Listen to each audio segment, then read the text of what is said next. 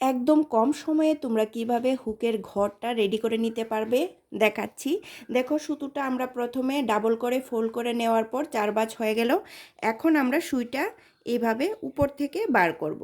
উপর থেকে বার করার পর আমরা আবার সুইটা এইভাবে নিচ থেকে তুলে কিন্তু উপরের দিকে বার করে নিয়ে আসব, উপরের সুতাটার গুঁড়া দিয়ে। তারপর সুইটা অর্ধেকটা বার করার পর এই সুতাটা মিনিমাম 9 বার আমরা এইভাবে ঘুরিয়ে দিয়ে নিয়ে আসব। 6 7 8 9। দেখো, ঘোরানোর পর আমরা কিন্তু এইভাবে চেপে ধরে রাখবো গুঁড়াটার মধ্যে, যাতে সুইয়ের সুতাটা গুলিয়ে না যায়। তারপর আস্তে আস্তে টান দিয়ে সুতোটা এইভাবে আমরা ঘরটা রেডি করে নেব। একদম অল্প সময়ে কিন্তু তোমরা ঘরটা রেডি করে নিতে পারবে। দেখো, নিচের থেকে বার করলেই রেডি হয়ে গেল একটা ঘর। খুব সুন্দর আর গুরুত্বপূর্ণ একটা টিপস তোমাদের দিয়ে দিলাম।